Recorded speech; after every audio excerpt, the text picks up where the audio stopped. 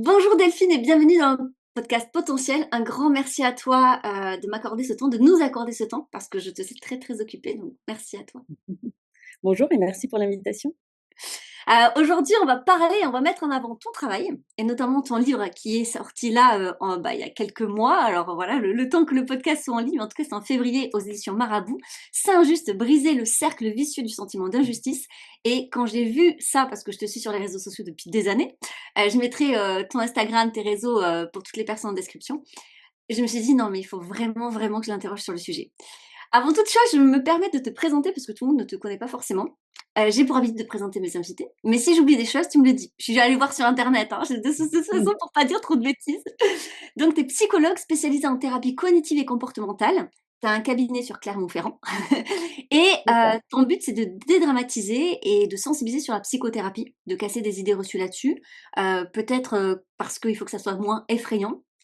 Il y a un peu ce Mmh. côté on se fait suivre, qui le dire, on ce genre de choses, tu vois? Où les gens n'osent pas et c'est surtout de parler de santé mentale, notamment auprès des jeunes, mais pas que.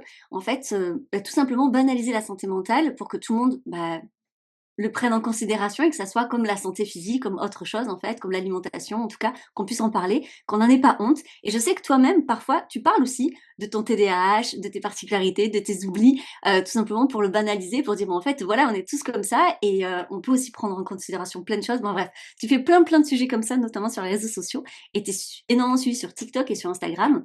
Mais sinon, tu continues dans la pratique, c'est pas que de la théorie, c'est aussi de la pratique de tous les jours. Est-ce que j'oublie des choses?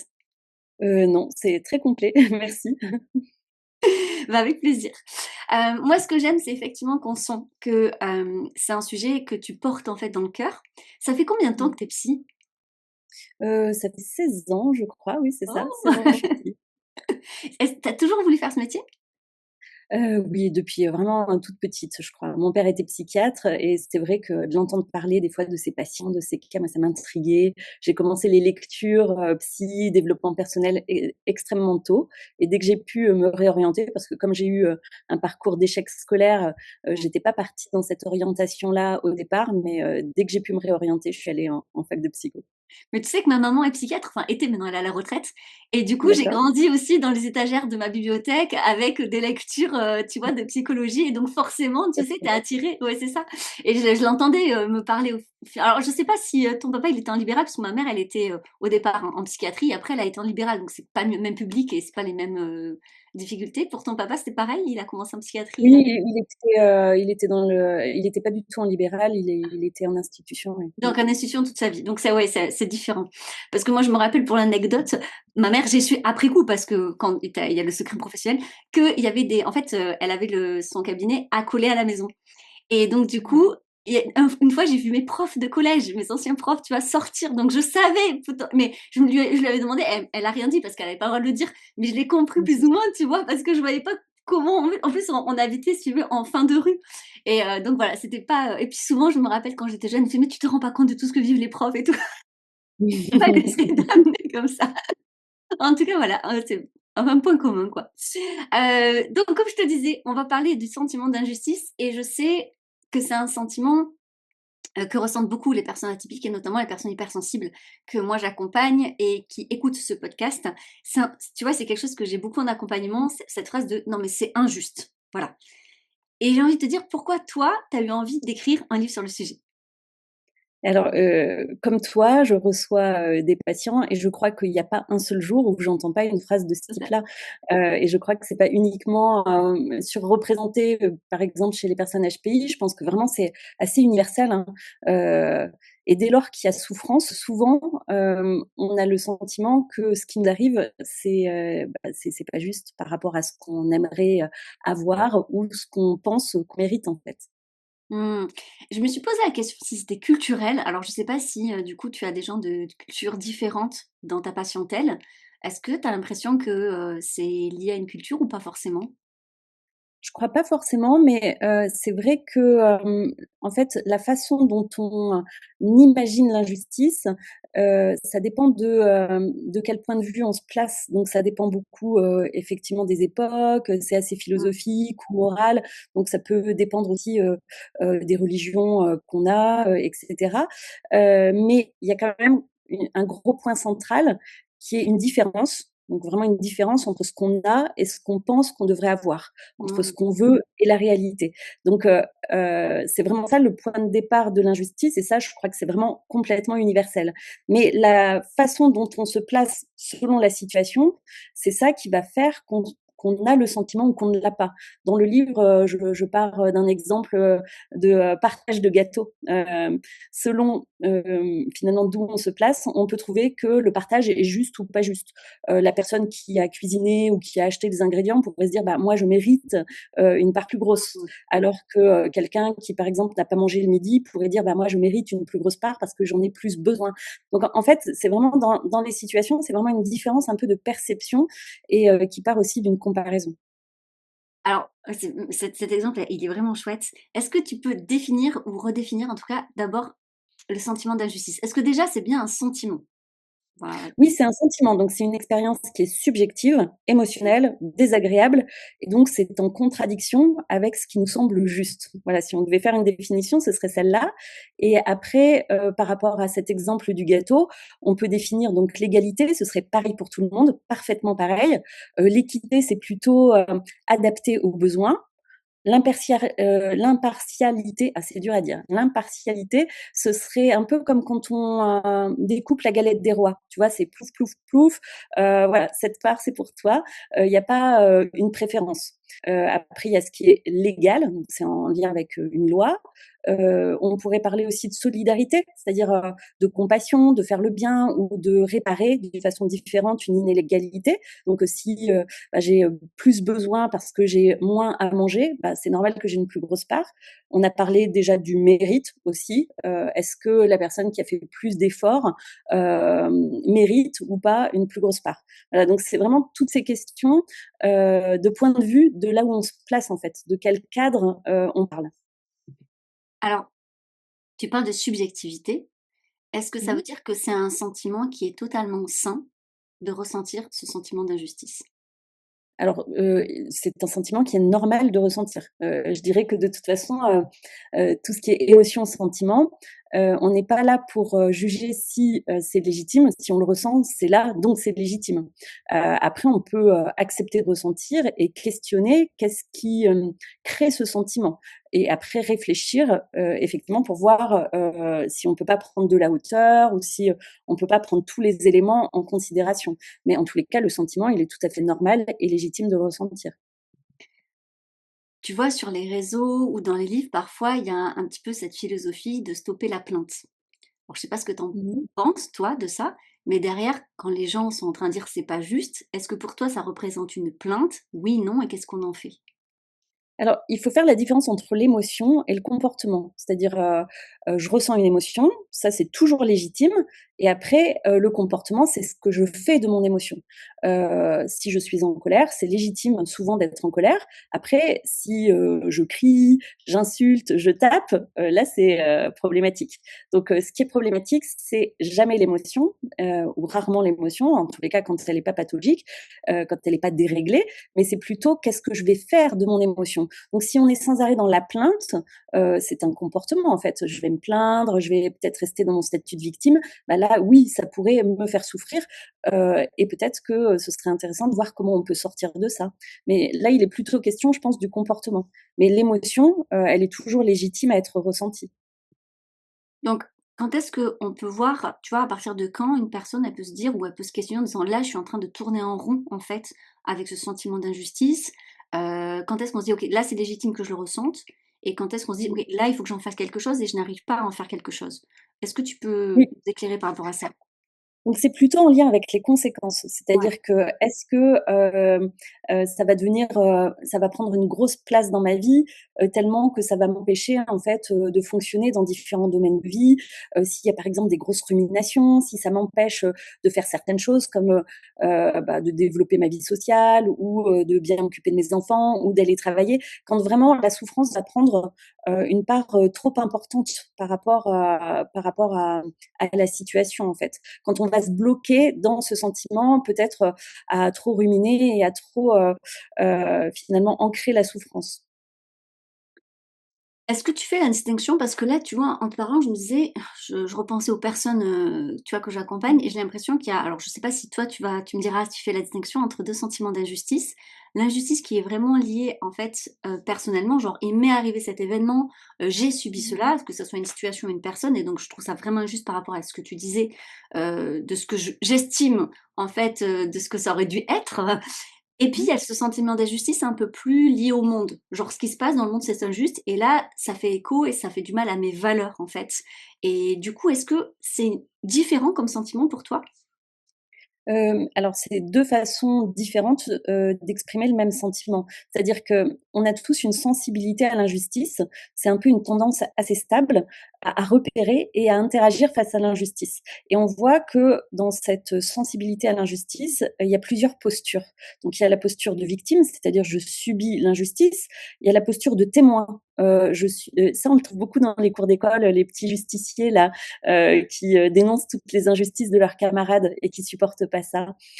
Donc, quand on est témoin, on peut aussi souffrir de l'injustice. On peut aussi en souffrir quand on est bénéficiaire. C'est-à-dire qu'on a un avantage, mais on ne le trouve pas juste. Ou la posture aussi d'auteur d'injustice. Et Je est-ce sais que pas si ça répond à ta question. alors si, si, c'est totalement, c'est hyper intéressant. Et du coup, je me dis, vu que ça, alors c'est le même sentiment, mais il vient donc de différentes postures, de ce que je comprends bien. Oui. Est-ce qu'on en fait la même chose? Est-ce que le passage à l'action qui suit, c'est la même chose ou pas? Pour s'en Non, c'est sortir. pas la même chose, effectivement. C'est vraiment très différent selon si on est, par exemple, victime ou témoin.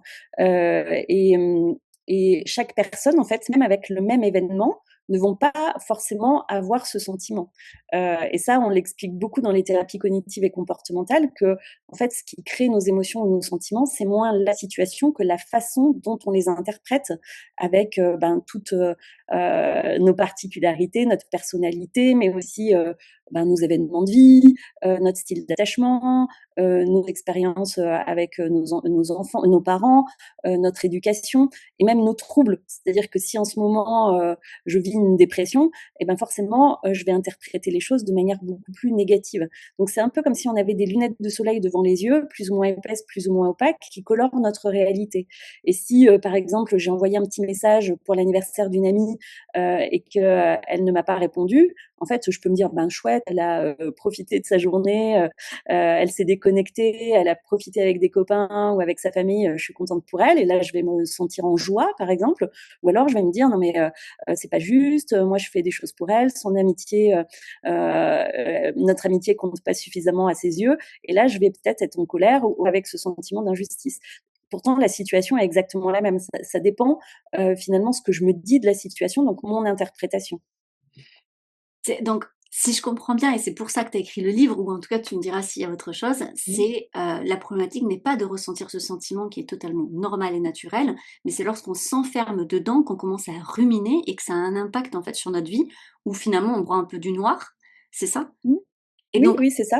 et donc les personnes qui sont dans un état de vulnérabilité ont plus de mal à prendre le recul nécessaire face à certaines injustices, si je résume ce que tu dis. Exactement. C'est bon, ok. Et des fois, on s'enferme dedans et puis on peut même, faire ce que j'appelle la princesse au petit pois. C'est-à-dire que des fois, il y a une émotion principale comme ça et par-dessus, on va rajouter des couches. Je suis en colère, d'avoir peur ou, je suis triste d'avoir peur ou, donc on va se juger soi ou juger sa propre émotion et en fait, on va rajouter des couches comme ça qui vont faire que l'expérience émotionnelle va être de plus en plus forte et va durer de plus en plus longtemps. Et il y a aussi des expériences qui montrent que en fait, plus on juge une expérience comme insupportable, invivable, et plus on va ressentir de la souffrance par-dessus déjà l'expérience qu'on vivait, quoi. Et c'est ce qu'on appelle la double peine. C'est-à-dire que non seulement on souffre de la situation, mais aussi de notre attente ou voilà de ce qu'on se dit de la situation. Oui, oui, on s'auto-juge, on s'auto-flagelle et donc du coup on s'en sort pas. Derrière finalement ce sentiment d'injustice, moi de ce que j'en comprends, c'est qu'il y a comme un besoin de reconnaissance de ce que l'on a vécu. Ce besoin de Oui, ça peut. reconnaissance, parfois, c'est lié à une situation ou à des personnes où on ne peut pas avoir une reconnaissance directe de la personne ou d'une situation qui nous est arrivée. Mmh. Comment on fait pour passer? Je veux dire, des fois, il y a des gens, par exemple, ils aimeraient que, en fait, avoir quelqu'un qui leur dise pardon ou qui explique, mais des fois, c'est pas possible dans certaines situations. Comment on Mmh. fait pour passer ce sentiment d'injustice quand on n'a peut-être pas la reconnaissance qu'on attendait en fait? Mmh. Ça, c'est intéressant parce que c'est déjà d'identifier quel est le besoin et ça, c'est pas toujours facile, et c'est hyper intéressant parce qu'effectivement, chaque émotion qu'on ressent, il y a une sensation physique, il y a une pensée, et en fait, ça cache un besoin. Donc déjà de comprendre qu'est-ce que je ressens, qu'est-ce que je me dis dans ma tête et qu'est-ce que ça vient me dire en fait cette émotion? Elle vient me dire que j'ai le besoin par exemple de reconnaissance, effectivement ça peut, et si je peux pas l'obtenir, effectivement, il va falloir que je fasse un deuil et ça c'est très, très dur et ce qui fait souffrir, c'est moins de faire le deuil que d'être toujours dans cette attente. C'est comme on disait, cette double peine, c'est-à-dire, par exemple, une amie qui est tout le temps en retard, tout le temps depuis que je la connais. J'en ai une comme ça, donc je peux en parler. On En lui dit un fait, coucou, oui, voilà, on lui fait coucou. on a toute Depuis une. 20 ans que je la connais, elle est jamais à l'heure. Les premiers temps, quand voilà, quand je la connaissais pas encore bien, bah, effectivement, je pouvais trouver ça gonflé de sa part, de dire elle pourrait faire un effort. Moi, je fais cet effort-là. Moi, j'ai ce logiciel d'être très ponctuel. C'est important pour moi. Et en fait, je transférais mon logiciel, mon fonctionnement à celui des autres. Donc, je me disais, moi, je fais l'effort d'être à l'heure, donc elle devrait faire l'effort d'être à l'heure. Sinon, ça veut dire que je compte pas suffisamment pour elle. Donc, au départ, j'étais un peu agacée. Et en fait, après, j'ai compris que elle faisait ça avec tout le monde et pas qu'avec moi.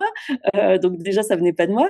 Et qu'en plus, bah, juste, elle était mal organisée et elle peut pas faire autrement. En fait, c'est son fonctionnement. Donc j'ai fait un travail d'acceptation de sa personne et de ses qualités et de ses défauts. Et après, je me suis dit, en fait, est-ce que moi, je me sens OK pour relationner avec elle, sachant ça ou pas? J'aurais pu choisir d'arrêter de relationner avec elle, mais c'est pas le choix que j'ai Tu te fait. Et finalement, re-responsabilises dans aujourd'hui, cette relation, en fait. exactement. C'est-à-dire que pour faire un choix, il faut déjà que j'accepte la situation, que j'ai plus d'attentes irrationnelles, donc cette double peine, parce que sinon je suis euh, en colère ou frustrée de la situation, donc du retard, mais aussi de mon attente.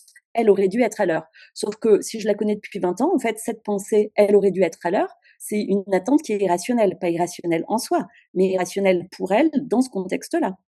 Donc d'accepter cette personne telle qu'elle est et finalement de faire le choix de continuer à relationner, mais de plus attendre. Donc finalement, quand elle va être en retard, plutôt ça va me faire rire ou je vais être moi-même une demi-heure en retard parce que je sais que de toute façon, elle sera pas là à l'heure.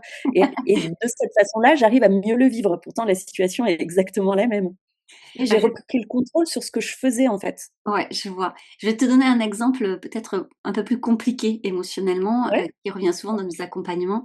J'ai beaucoup de personnes qui ont mal vécu, par exemple, dans leur, entreprise, dans leur vie professionnelle, hem, des choix, des non-choix. Par exemple, le cas de harcèlement professionnel, tu vois? Où c'est plus douloureux, il s'est passé des choses, qui ont vécu des burn-out, qui ont la sensation sinon de s'être donné sans reconnaissance, alors que le poste a été donné à quelqu'un d'autre ou d'être mis à la porte, en tout cas mis au placard, comme on le dit, tu vois? Dans des situations comme ça.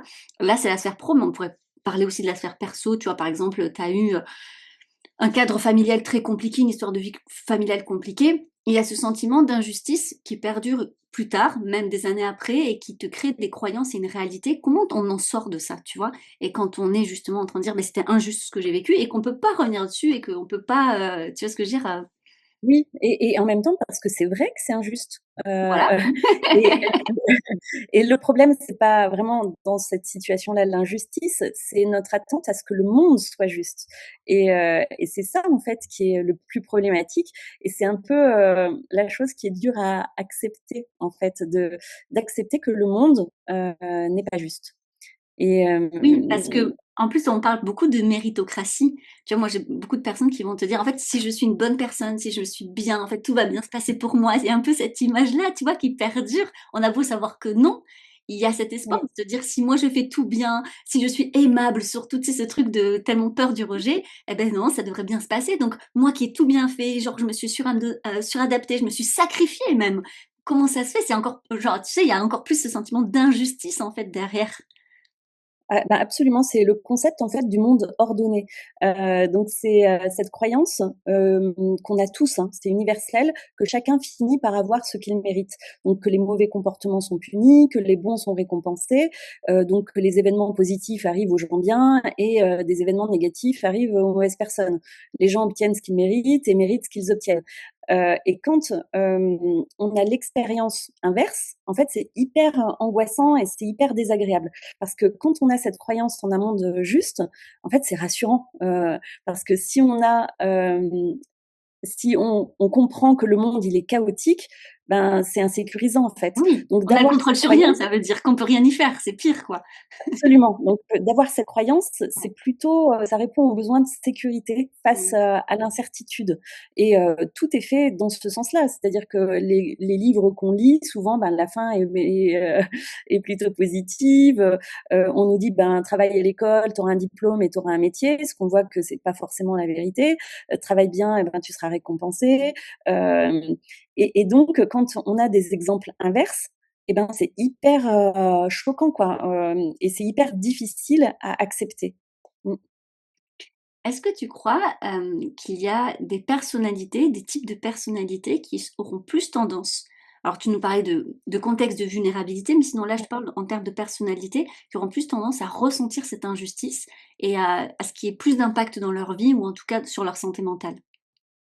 Je pense que, c'est il peut y en avoir par rapport au schéma, précoce inadapté, c'est-à-dire, la façon dont on a été éduqué. Il peut y avoir des différences aussi selon si en ce moment on vit un trouble, psychologique, et il y a des différences aussi qui sont individuelles, en fait. Donc c'est assez difficile de dire une règle générale, mais oui, il y a des personnes qui vivent beaucoup moins bien les injustices que d'autres, effectivement. Comment toi tu accompagnes ces personnes pour qu'elles s'en sortent justement de ce schéma de c'est injuste, c'est injuste, c'est injuste? Ça prend du temps ou on peut, comme ça, ah parce que des fois, tu sais, on dit que la TCC c'est magique, ton peut-être des choses à dire là-dessus? Psychologiquement, c'est des thérapies qui sont dites, brèves, effectivement, donc mais brèves, ça veut pas dire, instantané. C'est quand même des processus. Donc avec les thérapies cognitives et comportementales, on travaille beaucoup sur, ben, 3 choses, hein, les pensées, les émotions et les comportements. Quand, je prenais tout à l'heure, l'exemple du SMS auquel j'ai pas eu de réponse, et bien, tu vois, on peut travailler donc sur les pensées que j'ai eues à ce moment-là. Donc déjà d'identifier les pensées qui sont là pour se dire: «Attends, j'ai cette pensée-là, est-ce que c'est la pensée la plus réaliste et rationnelle?» On cherche pas forcément à voir les choses de manière positive. Parce que des fois, c'est pas positif, et donc il faut regarder la réalité en face. Mais la plupart du temps, les pensées qu'on peut avoir, elles sont trop négatives par rapport à la situation et donc ça déclenche des émotions qui vont être trop importantes par rapport à la situation. Donc il y a déjà ce premier axe sur les pensées. Qu'est-ce que je me suis dit? Est-ce que c'est vrai? Est-ce que je peux pas voir les choses de manière un peu différente? Quelle était mon attente? Est-ce que mon attente était rationnelle? Et cetera et cetera. Après, il y a aussi la possibilité de réguler ses émotions, donc de comprendre un peu mieux comment fonctionnent les émotions et peut-être, travailler, je sais pas, sur de la relaxation, sur de la pleine conscience, sur de l'accompagnement, en fait, de l'émotion et après, il y a tout un axe sur le comportement. Qu'est-ce que je fais? Bah, est-ce que, par exemple, le fait de formuler, que je trouve que la situation est injuste et bien, ça peut aider. Dans certaines situations, ça le peut.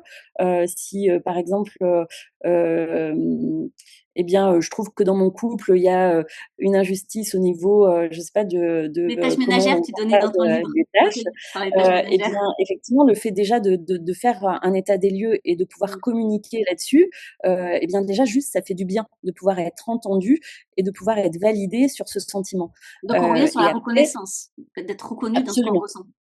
Mmh. Absolument, ça aide toujours, de communiquer et d'être entendu, ce qui est pas toujours le cas. Mais en tous les cas, c'est vrai que c'est quelque chose qui aide beaucoup et après, de choisir un comportement, quand on le peut, en adéquation avec, nos valeurs, avec ce qui est important pour nous, même quand la justice n'est pas, rétablie, je dirais, eh bien, ça nous aide à supporter la souffrance de l'injustice. Tu vois, là, tu parles, par exemple, dans la situation je reviens à ma question d'avant, mais tu vois, si l'auteur de l'injustice, tu ne peux pas avoir sa reconnaissance, son pardon, Mmh. est-ce que tu as la sensation, toi, que les patients qui viennent te voir, le fait que toi, est-ce que déjà tu reconnais l'injustice avec eux? Comment tu te positionnes face à ça? Et est-ce que ça les aide alors même que, bah, toi, tu y étais pour rien? Je veux dire, est-ce que le fait d'être reconnu par quelqu'un d'autre qui n'a rien à voir avec la situation, soulage quand même?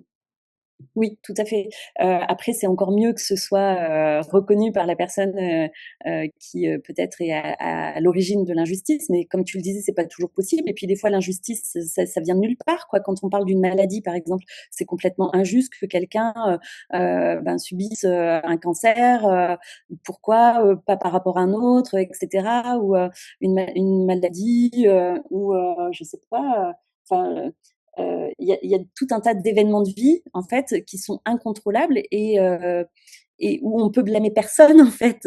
Donc, Carrément. si il fallait toujours trouver un coupable et que le coupable valide la souffrance, on serait bien embêté. Donc, Mmh. bien évidemment qu'on peut aller mieux même sans ça. Déjà de valider soi-même, mais effectivement d'être validé par quelqu'un d'autre, bien sûr que ça peut aider. Mmh. J'ai l'impression que souvent, dans la situation d'injustice, on veut absolument qu'il y ait un méchant et un gentil. Est-ce que tu penses que c'est indispensable de vraiment, en fait, trouver le méchant de l'histoire et le gentil de l'histoire pour dépasser ce sentiment d'injustice? Parce qu'il y en a, Non, ils c'est sont pas vraiment ouais. focalisés, tu vois, là-dessus. Tu as un exemple concret, mais Ouais, je vais t'en je donner un. dirais plutôt non, il y a pas besoin de ça, Parce que mais d'une c'est personne que intéressant. d'une personne que j'ai accompagnée, et qui en fait du coup, s'est séparée avec son mari et pour elle, il s'est mal comporté et en fait, au niveau, des amis communs, une fois le divorce, c'est pas toujours évident, tu vois, les amis communs et elle a la sensation qu'ils se sont plutôt, bah, affiliés à son ex-mari plutôt qu'à elle et pour elle, c'était totalement injuste et elle est persuadée qu'il les a manipulés alors que bon, moi je n'en sais rien, je ne connais pas la fin de l'histoire. Mais du coup, elle veut absolument, si tu veux, qu'on reconnaisse que c'était lui le méchant et que elle n'a rien fait pour cette situation et elle veut pas en démordre tant que en fait on ne reconnaîtra pas que c'est lui le méchant de l'histoire. Elle a l'impression que en fait, bah, elle pourra pas passer à autre chose, tu vois. C'est vraiment cette Mmh. dichotomie du mal et du bien, tu vois. Ouais, et ça, c'est hyper intéressant parce que quand bien même ce serait vrai que c'est lui le méchant et elle, la gentille dans l'histoire, ce qui à mon avis est Plus plus, nuancé, on va dire. plus nuancé que ça. C'est jamais 100 la faute de l'un, 0 la faute de l'autre, hein. Dans le couple, on est plutôt sur, 50-50 ou en tous les cas, voilà, à peu près dans cet ordre-là. Chacun, voilà, le couple, c'est quand même 2 entités, 3 même si on compte le couple.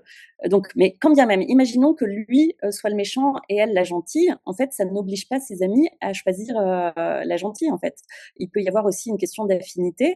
Et finalement, est-ce que moi, je travaillerais plus sur cette croyance que la justice, c'est de choisir le gagnant du divorce, quoi. Euh, Peut-être plus sur ça que je travaillerais, sur cette croyance-là. D'où vient cette croyance? Qu'est-ce Ouais. qui lui fait penser ça?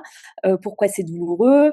À quoi ça lui renvoie? Peut-être qu'elle a vécu des expériences comme ça quand elle était enfant, et peut-être voilà plus questionner ça et ce qu'elle ressent, et peut-être aussi questionner est-ce qu'elle l'a déjà formulé? Qu'est-ce qu'elle fait elle dans ses comportements vis-à-vis de ses amis? Est-ce qu'elle les invite aussi? Quand elle les voit, bah, qu'est-ce qu'elle met en place? Est-ce qu'elle a déjà exprimé ce sentiment un peu de peine de moins les voir?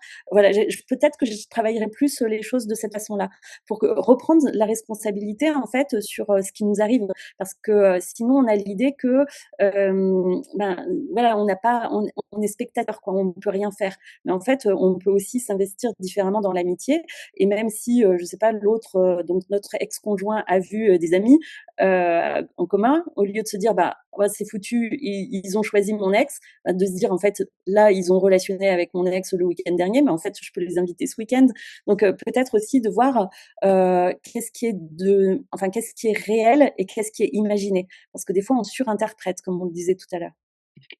Alors, j'ai 2 questions qui me viennent. La première, c'est que pour faire le pont avec ce que tu disais tout à l'heure, tu disais effectivement que des fois, il y a des on a beaucoup de pensées négatives, en fait, qui viennent alimenter ça et qui viennent renforcer, en fait, une émotion très désagréable, parce qu'on a ces pensées-là. Est-ce que déjà tu peux nous expliquer ce phénomène de pourquoi on fonctionne comme ça?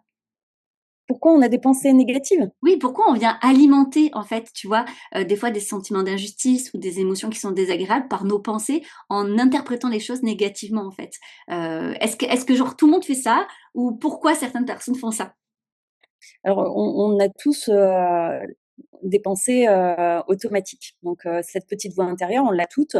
On a tous cette pensée, automatique, mais, je dirais que des fois, elle peut se dérégler. C'est-à-dire que je sais pas si, enfin, ça dépend aussi un peu du tempérament, mais, quelqu'un d'anxieux va peut-être avoir plus de pensées, négatives ou, d'anticipation anxieuse que quelqu'un, qui est pas du tout de tendance anxieuse. Quelqu'un qui est déprimé va avoir plus de pensées, négatives que quelqu'un qui ne l'est pas. Mais de manière générale, on ne voit jamais les choses telles qu'elles sont. on les voit forcément que de notre propre prisme parce qu'on réfléchit à partir de nous et à partir de qui on est, à partir aussi de nos valeurs, à partir de nos événements de vie. Donc, en fait, on a un système un peu de croyance qui s'est construit depuis qu'on est petit et qui nous permet de comprendre ce qui nous arrive et d'anticiper et de se positionner. Donc ça, c'est tout à fait normal. Mais des fois, effectivement, ça se dérègle un peu et de prendre conscience qu'on a ces petites pensées-là parce que c'est pas toujours facile. Hein. Si je reprends mon exemple du SMS, si on me dit mais Delphine, pourquoi tu es en colère contre ton amie, je vais dire parce qu'elle m'a pas répondu, elle aurait dû me répondre. Mais en fait, je reviens à la situation. C'est parce qu'elle ne m'a pas répondu. Mais en fait, c'est pas ça qui m'a mise en colère. Ce qui m'a mise en colère, c'est ma pensée. Elle aurait dû me répondre dans l'heure. Donc finalement, cette pensée-là, elle vient oui, de tout ce que j'ai vécu, de qui je suis depuis le début, et c'est mon filtre à moi, quoi. Mais en fait, tu viens faire trembler, j'ai l'impression, des fondations et des croyances qui doivent être extrêmement compliquées chez certaines personnes. Tu vois, cette notion du bien et du mal, je me rappelle de cette personne-là, c'est ce que je lui ai dit. Je lui ai dit, bon, ben, quand bien même, tu vois, pour reprendre cet exemple du couple, il se serait mal comporté, bon, maintenant, qu'est-ce que tu as envie de faire? Et en fait, non, parce qu'il y avait ce truc de, mais non, mais c'est injuste, tant qu'on n'aura pas réglé ce problème du bien et du mal, et c'est comme si on ne pouvait pas dépasser ça, parce que, en fait, tu sais, j'ai l'impression que c'est des fondations de croyances dont certaines personnes ont besoin. Toi, moi, on en a tous, hein, de toute façon, des Bien croyances. sûr, plus. Et du Ouais. coup, j'ai la sensation que c'est injuste, tu vois, c'est comme si c'était dans le corps, quoi. Le truc de ça, je peux pas lâcher parce que c'est une fondation, en fait, de l'image que j'ai du monde. Et en fait, j'ai besoin d'avoir cette image du monde parce que je me dis, ça me rassure qu'il y ait un bien, un mal, et que si je me comporte bien, bah, tout ira bien pour moi, et que les mauvaises personnes, elles seront punies, tu vois, d'une certaine manière. Et d'ailleurs, les gens qui portent plainte au niveau de la justice, je trouve que c'est un symbole assez intéressant parce qu'on a passé à la justice. Sauf que la plupart, je sais pas si tu en connais, mais je sais que moi j'ai des proches qui, et puis voilà, on a des témoignages sur Internet, on voit bien que ça ne suffit pas dans le processus d'un deuil pour passer. Parce que souvent, ça rend pas la justice comme on aurait voulu, ça ne répare pas en fait le tort qui a été causé. En plus, c'est très long et souvent ça rajoute encore plein de choses, mais ce qui ne veut pas dire qu'il faut pas porter plainte, attention. Mais en tout cas, il y a de l'ordre de la réparation, c'est pas fait en fait. Et du coup, je me dis, mais à accompagner, tu vois, ces personnes-là, ça doit être douloureux parce que j'imagine que dans cette histoire de deuil, il y a un côté, tu vois, où ils doivent prendre conscience de, mais alors, si ça n'existe pas, je me raccroche à quoi? Tu vois? Et c'est ça, toute la difficulté, en fait, de lâcher ce truc-là pour se concentrer plus vers, ce qui donne du sens à notre vie. Hem Et quand on est dans ces valeurs, quand on active nos valeurs au quotidien, en fait, ça nous donne, la force de supporter la souffrance inhérente à la vie. La souffrance, en fait, c'est vraiment, une expérience de vie universelle. Je connais personne qui n'a pas souffert. Hem On souffre tous par moments. On a tous vécu un deuil, une séparation, une déconvenue professionnelle, donc on souffre tous. Mais donc ça, on n'a pas le pouvoir de pas souffrir. Mais parfois, selon comment on se comporte, le choix de ce qu'on en fait, ça nous permet de mieux supporter et de pouvoir se sentir mieux avec la souffrance. En fait, notre choix, il est juste là, de réussir à dealer avec ces sentiments, d'accepter aussi de ressentir des choses désagréables, parce que ce qui est problématique aussi, c'est de dire: «Je veux pas ressentir, je veux pas ressentir, je veux pas ressentir» et là, on va Mmh. rentrer dans la lutte contre ces émotions. Je veux pas écouter, je veux pas ressentir et en fait, plus on fait ça, plus en fait, l'émotion prend de la place. Je prends souvent la métaphore avec la faim, mais la faim, c'est exactement pareil que tous les messages du corps, comme une émotion, comme n'importe quoi. J'ai une pensée, j'ai faim, j'ai un gargouillement dans le ventre et une petite sensation désagréable. Si j'écoute pas, c'est pas très grave, mais ça va commencer à continuer à devenir de plus en plus fort jusqu'à devenir obsessionnel et jusqu'à devenir très, très douloureux.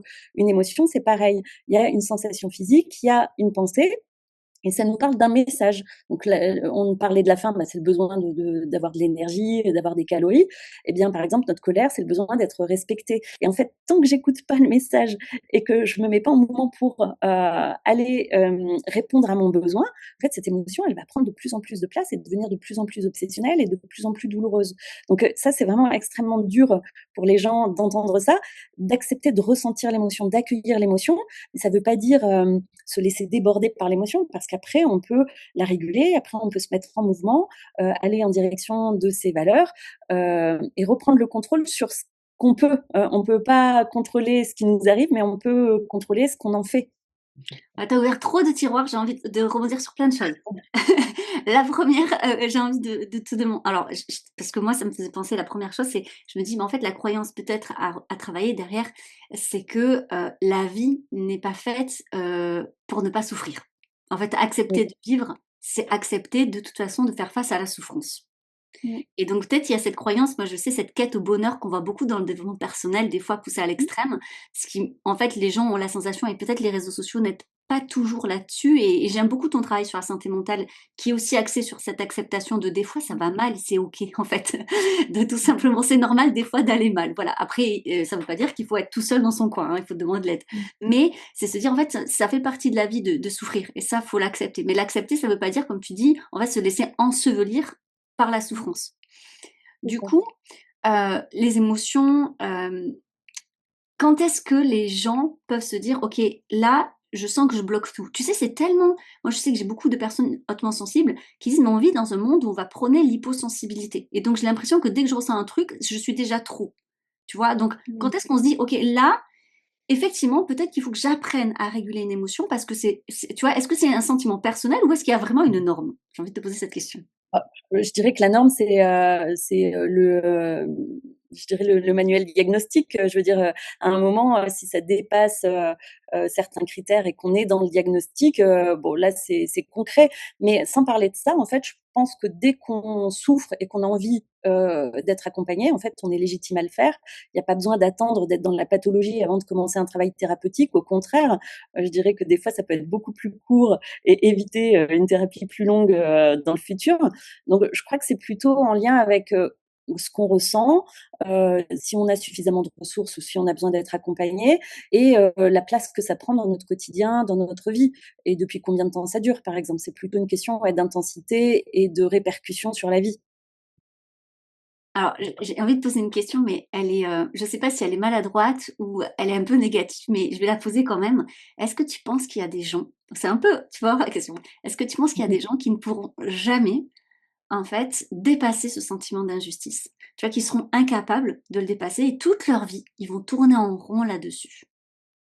J'aimerais penser que non. Moi, j'ai l'impression malgré tout que, on a pas mal de d'outils, de stratégies et même sans parler, là, c'est vrai que dans le livre, je parle des TCC ou de l'ACT, donc la thérapie d'acceptation et de l'engagement ou de la thérapie des schémas. Mais je dirais que, il y a tellement aussi d'autres, possibilités également. En tous les cas, je trouve que ce serait dommage de pas essayer parce que je pense qu'on peut toujours trouver des solutions pour aller mieux. S'il y a des gens qui veulent justement, commencer ce genre de thérapie, où est-ce qu'ils peuvent trouver un thérapeute, un psychologue qui est formé à tout ça? Au TCC, alors, sur le site de l'AFTCC, il y a une carte des membres, donc des personnes qui sont formées et qui sont membres de cette association.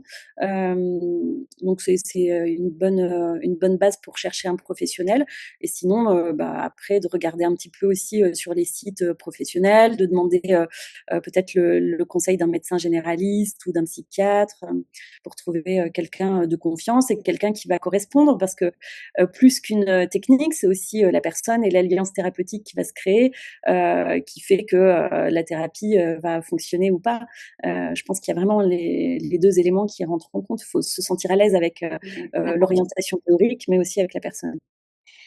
Quel est le risque de rester, finalement en boucle sur ce sentiment d'injustice? Je sais que tu en parles un petit peu dans ton livre, mais est-ce que tu pourrais nous expliquer? Parce que peut-être il y a des gens qui me disent: «Mais, moi je suis très bien comme ça, je changerai pas, c'est injuste, je veux juste» tu sais, qui sont focalisés là-dessus. Pourquoi pas? Mais du coup, Mmh. à rester bloqué là-dedans, est-ce qu'on risque quelque chose ou pas?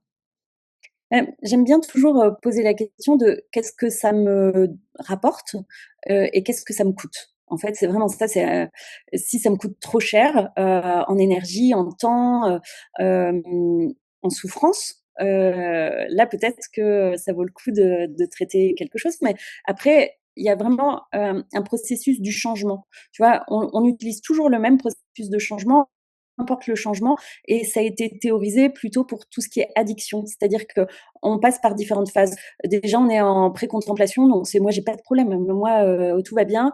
J'ai aucun problème avec l'alcool. Voilà. Ensuite, il y a la contemplation. Oui, c'est vrai que je bois un peu, mais bon, ça va, je gère. C'est mon seul plaisir, donc voilà, m'embêtez pas trop. Après, il y a oui, c'est vrai, j'ai un problème et je vais préparer, je vais commencer à consulter, je vais voir ce qui est possible de faire, qui peut m'accompagner. Et ensuite, on passe à l'action. Et là, on arrête de boire ou on diminue ses consommations. Et après, il y a soit le maintien, soit la rechute. Et la rechute fait partie du processus. Ah, C'est merci de le pas dire. C'est important de le dire. pas l'exception, c'est la règle. Et ça nous fait retomber dans n'importe quelle autre étape précédente. Donc, c'est souvent comme ça un espèce de petit zigouigoui jusqu'à ce qu'on arrive à ressortir et à être abstinent, par exemple, de manière pérenne. Mais voilà, il y a tout un cycle. Donc, quelqu'un qui dirait moi, l'injustice, j'en souffre, mais c'est comme ça, je ne veux pas en sortir, on pourrait dire qu'il est en pré-contemplation et qu'il n'est pas encore prêt à travailler sur ça. Et voilà, c'est le cheminement, en fait, c'est qu'il n'en est pas encore à cette étape. Ouais, Mais ça c'est ne veut pas hyper dire qu'il ne jamais à cette Oui, étape-là. voilà, mais c'est hyper intéressant parce que du coup, ça, on peut le faire pour tout dans notre vie, en fait, de où est-ce qu'on en est. Et j'aime beaucoup que tu dises, en fait, que la rechute fait partie d'un processus aussi et que c'est pas du tout un échec, en fait. D'ailleurs, est-ce que tu peux nous expliquer pourquoi c'est OK, en fait, de rechuter et pourquoi ça fait aussi partie du processus? Alors, par rapport aux addictions, je crois au tabac, il me semble, qu'il fallait au moins 2 ou 3 rechutes pour atteindre vraiment l'arrêt total et permanent. Donc, c'est une norme, hein. Après, ça dépend du type de consommation, et cetera. Mais c'est quelque chose qui a été observé. J'aurais pas d'explication plus que ça, mais je pense que en fait, changer, c'est quelque chose qui demande beaucoup de temps, beaucoup d'énergie. Et en fait, à chaque étape, on a vraiment un état d'esprit qui est différent. C'est-à-dire qu'on pourrait se dire: «Non mais, il est complètement dans le déni, mais, c'est pas possible qu'il prenne pas conscience». Bah, non, en fait, c'est pas possible. Et c'est vrai que de dire à quelqu'un qui fume: «Bah, en fait, c'est facile d'arrêter de fumer, il suffit de pas prendre, ta clope et de pas prendre ton briquet et c'est bon». Bah, en fait, non, c'est pas aussi simple que ça. Il y a vraiment des processus psychologiques derrière. Et en fait, à chaque étape, les stratégies thérapeutiques sont différentes pour aider la personne à avancer dans le processus du changement. C'est ce qu'on appelle les entretiens motivationnels. Et ça, donc on en parle beaucoup pour les addictions, mais en fait en thérapie on le fait aussi. C'est-à-dire que des fois, moi j'ai des patients, ça n'avance plus, ça patine, et ben là on va repartir un peu sur la motivation, c'est-à-dire se dire: Attendez, alors où est-ce qu'on en est? Quel était notre objectif de départ? Où est-ce qu'on en est aujourd'hui? Quels sont les avantages que vous avez à rester dans le statu quo? Quels sont les inconvénients que vous avez? Et si il y avait un changement, quels seraient les avantages et les inconvénients, par exemple? Mais en tous les cas, pour refaire de temps en temps des points assez concrets de là où on en est. Et on n'en parle pas suffisamment non plus, mais il y a souvent des bénéfices secondaires à la souffrance, en fait, C'est vrai. qu'on Merci de le doit dire. explorer en thérapie. Et des fois, c'est dur. Moi, je dis à mes patients, mais c'est super courageux de regarder la réalité en face parce que c'est dur de dire oui, cette souffrance, elle me sert à quelque chose. Et si on n'explore pas ça, bah, des fois, ça bloque le processus et ça met un peu en frein le mouvement thérapeutique. Mmh. Et je vais te demander cette question, du coup, quels seraient les bénéfices, finalement, de rester dans ce truc de c'est pas juste? Alors moi, ce qui me vient Mmh. spontanément, mais tu me dis ce que tu en penses, donc dans ce statut un peu de se victimiser Mmh. finalement, c'est: «Eh, enfin on me regarde! Enfin, en fait, on va m'écouter!» Tu vois? Peut-être qu'il y a un peu ça, mais est-ce qu'il y a Ouais, peut-être ça autre peut chose? en fait, c'est dur de faire des généralités Oui, parce c'est que sûr. chaque cas est différent, mais ça peut être ça, ça peut être aussi, ben, tiens, quand je raconte mes malheurs et que je fais, cette posture un peu du Calimero qu'on peut avoir comme ça un peu dans nos représentations, on a tous comme ça quelqu'un qui se plaint un petit peu tout le temps, et quand on lui donne des solutions, on entend les oui mais c'est pas facile, oui mais j'ai pas réussi, oui mais, et en fait souvent le bénéfice secondaire en fait, ça peut, en tous les cas, être le statut justement de victime et le fait d'obtenir de l'attention mais aussi du soutien, de la enfin On que m'aide, l'autre nous porte ouais. en fait, ouais, de l'aide, du soutien, ou que nous plaignent en fait. Et souvent quand on donne des solutions justement à ces personnes-là, elles vont trouver des contre-arguments comme quoi la solution c'est pas, n'est pas possible, ou en tous les cas ne peut pas dans leur cas être adaptée. Et souvent quand on entend ce «oui mais» justement, c'est qu'on donne pas à l'autre ce dont il a besoin. C'est ça. Et le besoin c'est d'être plein, c'est d'être validé dans sa souffrance. Et du coup, si on arrête de donner des solutions, mais qu'on entend la souffrance et qu'on dit, bah oui, c'est dur, je comprends, c'est difficile, je sais pas comment tu peux faire, etc. Là, la personne obtient ce dont elle avait besoin et arrive ensuite à enclencher le mouvement par elle-même. Mais c'est jamais l'autre qui peut enclencher le mouvement, en fait. Ça doit toujours venir de soi et de quelque chose qui est intérieur. Tu sais à quoi ça me fait penser? À ces couples où souvent, moi, je vois les femmes elles disent, moi, je veux que mon conjoint, dans les couples hétérosexuels, je veux que mon conjoint m'écoute, mais lui, c'est genre problème-solution. Et donc, du coup, je voulais pas que tu me donnes une solution, je voulais que tu m'écoutes. Donc, c'est un peu ça. C'est vrai que du coup, quand ça fonctionne pas la solution, c'est peut-être parce que c'était pas ce qu'on demandait, mais on ne savait pas ce dont Absolument. on avait vraiment besoin, peut-être. Parce que tu vois, tu parlais de besoin et tu disais que pour sortir de tout ça, il fallait aussi, en fait, trouver une action qui correspond à nos valeurs. C'est bien Oui, ça, hein, je me trompe pas. Mais du coup, il y a plein de gens qui se connaissent pas, qui sont pas en capacité de connaître ce dont ils ont besoin et qui connaissent pas leurs valeurs. c'est vrai. Ils font comment? Ils peuvent lire mon premier livre, Le guide de ta santé mentale, où je reprends tous ces Je éléments-là. suis bien Mais d'accord. mais c'est vrai que, en fait, dans ce deuxième livre-là, je parle, du logiciel, voilà, et c'est exactement ce que tu définis là, et moi, je l'avais vécu au tout début de mon mariage, avec mon ex-mari. Je me rappelle que j'étais encore étudiante à ce moment-là et que, en fait, j'étais hyper stressée parce que j'étais en M2, donc je passais mon diplôme à la fin de l'année. J'étais quand même hyper stressée et mon mari, lui, me dit: «Non mais Delphine, de toute façon, le plus dur, c'est de rentrer en M2. Maintenant que tu y es, tu es sûre d'avoir ton diplôme» et ça m'avait gonflé un peu parce que je me disais: «Non mais attends, c'est comme si tous les efforts que je faisais là, ça servait absolument à rien» et en fait, en réfléchissant, j'ai compris que lui, quand il a, une situation de stress, il a besoin de minimiser, en fait. De dire: «C'est pas grave, ça va le faire, il y a rien». Alors que moi, quand je suis en situation de stress, j'ai besoin un peu qu'on me un peu faire la pom-pom girl, quoi, qu'on me dise: «Mais non, Delphine, t'es la plus forte, t'as vu comment t'as bossé, t'es super», etc. J'ai besoin plutôt, tu vois, d'être un peu, Je comprends. ouais, ouais, Encourager, quoi. encouragée, voilà, tout à fait. Et donc, en fait, lui, quand il me voyait en stress, au tout début, qu'on était ensemble, en fait, bah, il me donnait ce que lui pensait que j'avais besoin Mais dans on cette fait souvent situation ça, on donne aux autres et ce ce que qu'on a lui avait besoin besoin. soi. Voilà. C'est ça. Donc il allait transférer le truc, Ouais. sauf que ça marchait pas et à un moment, bah, quand j'ai compris ça, j'ai compris aussi quel était mon besoin parce que, bah, j'avais travaillé sur moi et cetera et j'ai pu lui exprimer, moi, dans ces situations-là, ce dont j'ai besoin, c'est ça et après il a essayé de le mettre en place, mais c'était encore plus agaçant parce que, c'était pas pour naturel, tu vois? Mais bon, tu vois, on est restés 18 ans ensemble et il a quand même réussi au bout de quelques temps à le faire et c'était beaucoup plus satisfaisant pour nous 2 en fait. Oui, je comprends. Donc c'est toujours hyper intéressant de comprendre que, souvent on projette sur l'autre nos propres besoins Mmh. et attentes, et c'est ça souvent qui crée, de l'insatisfaction soit parce que c'est il y a un décalage entre, ce qu'on imaginait et ce qui arrive, et qu'on ne sait pas aussi exprimer son besoin. C'est-à-dire personne ne lit dans les pensées. Si on a un besoin, c'est hyper important d'être assez clair, sur la façon d'exprimer. Après, est-ce que l'autre est capable ou pas d'y répondre? C'est autre chose, mais au moins, de l'avoir formulé, d'une manière très claire, quoi.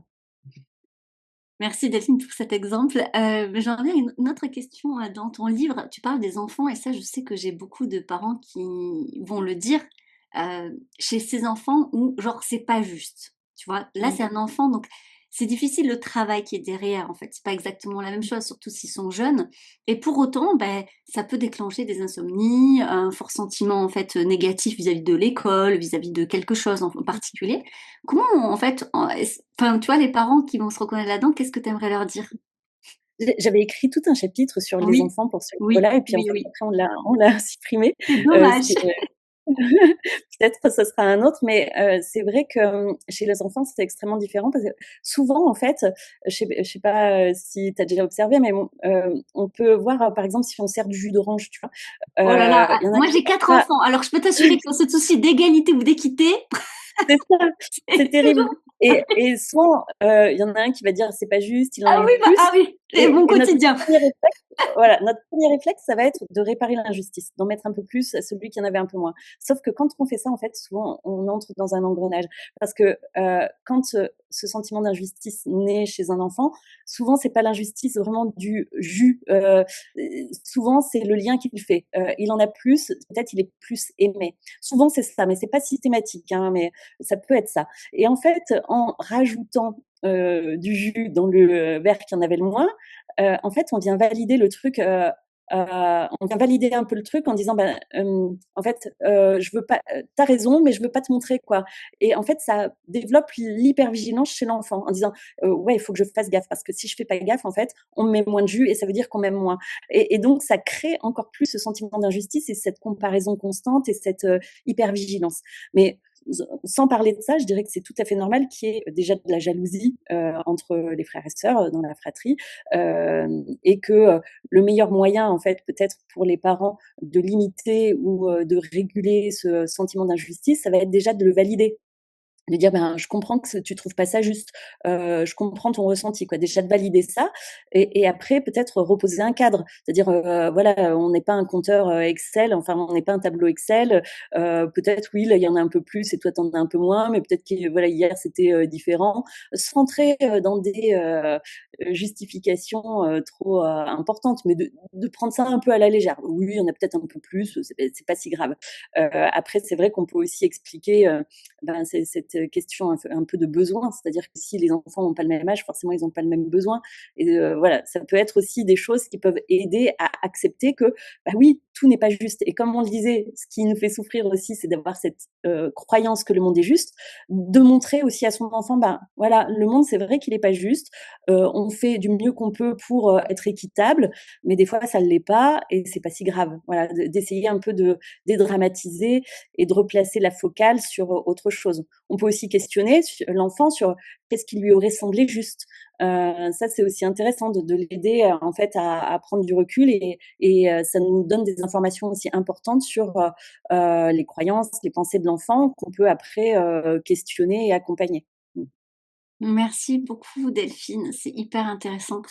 J'aurais eu encore plein de questions, mais j'ai envie de dire que pour toutes les personnes, pour qui c'est un vrai sujet, achetez le livre de Delphine.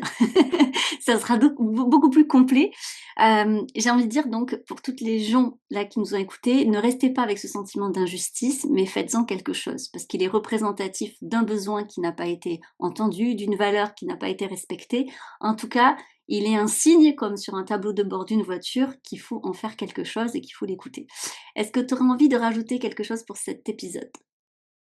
Non, je crois qu'on a assez, on a brossé, bien le sujet, mais peut-être que ce que je pourrais, dire pour conclure, c'est que, on peut tous, accepter de se faire accompagner, par moments quand on se sent pas bien, que c'est plutôt une force, plutôt qu'une faiblesse et que ça vaut le coup parfois, de faire quelques séances pour, dépasser quelque chose.